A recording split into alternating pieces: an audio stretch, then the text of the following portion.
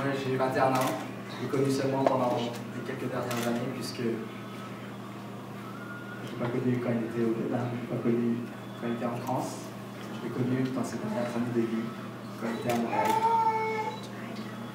Puis je suis venu ici un peu à parler de comment moi je l'ai connu. Comme un homme, comme on disait ici, qui avait connu le succès, le prestige, beaucoup d'accomplissements, mais surtout un homme qui aimait les simples choses. Puis je pense que c'est ça l'aspect que moi j'ai vu le plus, puisque alors que moi j'étais capable de faire. Quand j'ai grandi, puis j'ai pu faire avoir des mémoires, ben lui il perdait l'assiette. Il était par la démence, il a changé, il maintenait beaucoup de ce qu'il aimait dans la vie, des petites choses.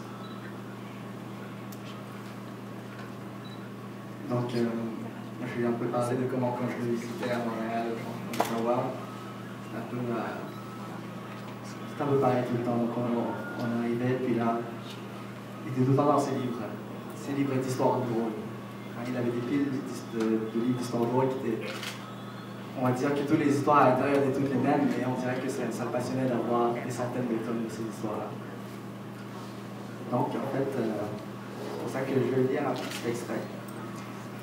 En fait, quand on est allé chez lui, là, après son décès, on m'a demandé de chercher un livre, de chercher des histoires juste pour se rappeler un peu de ce qu'il aimait lire. Et on a pris ce petit... En fait, c'est pas un livre complet, c'est juste un petit feuillet, mais ça me représente beaucoup parce que, dans le fond, ces livres-là n'étaient pas très gros, là, c'était un peu plus gros que ça, mais parce qu'il voulait que ce soit un peu plus léger ou que ce soit plus facile à transporter, il prenait quelques pages comme ça, il les déchirait, puis il les amenait avec lui. Et en fait, moi, j'aurais bien voulu vous dire que vous racontez sa blague préférée, mais il n'a jamais vraiment raconté de blague. Il n'a jamais vraiment ri de blague quand il lisait, mais je sais qu'il trouvait ça intéressant. Et en fait, je pense que je me suis trompé parce qu'à l'intérieur de ce bouquin-là, il a fait des petites marques ici, que je suppose sont celles qu'il a préférées dans ce bouquin-là.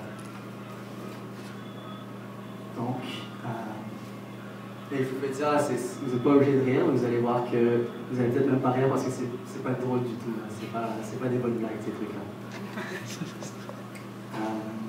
Donc, en plus ça c'était un bouquin là, mais par hasard j'ai pris, c'est un livre, c'est l'humour des médecins. Et moi je vais bientôt être médecin, donc je trouve ça bien drôle pour ça. Donc, un couteau planté dans le dos, un homme victime d'une agression nocturne a tout juste la force de se traîner jusqu'à la banque de sang et de murmurer à l'infirmière de garde « C'est pour un retrait ». Oui, c'est tout, c'est ça la blague, c'est pas drôle, oui. Et puis, il y a une autre.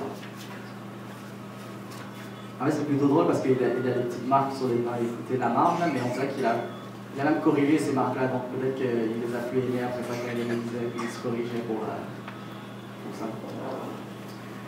Donc, une infirmière nouvellement engagée visite l'hôpital où elle va désormais exercer. Un interne l'emmène dans la salle commune. L'attention de la jeune fille est aussitôt attirée par des lettres mystérieuses figurant sur des écriteaux accrochés au pied du lit de chaque malade. Elle s'enquiert.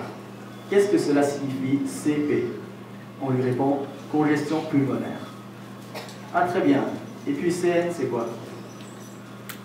Et là, on lui répond colite néphritique. Ah, bien, j'aurais dû penser. Et puis KP, kyste du pylore. Et là, elle voit des lettres qu'elle trouve vraiment difficiles à interpréter. Elle demande qu'est-ce que c'est DSLS? Et c'est là que le médecin lui répond ça veut dire Dieu seul le sait. Donc voilà. Moi, je le voyais lire ces choses-là, je ne le voyais pas rire non plus, mais donc je ne sais pas si il comprenait, ou peut-être qu'il ne trouvait pas ça drôle, mais il était là-dedans pendant tout le temps que je le visitais. Et c'est comme ça que je le rappelle, quelqu'un qui aimait rire. Hein? Moi, je l'entends beaucoup de mon père, de ma grand-mère, que c'était un homme qui aimait rire.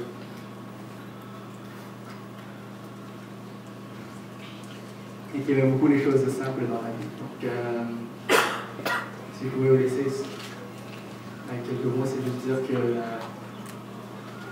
c'est bien de vivre une vie que vos enfants et vos petits-enfants seront fiers de parler.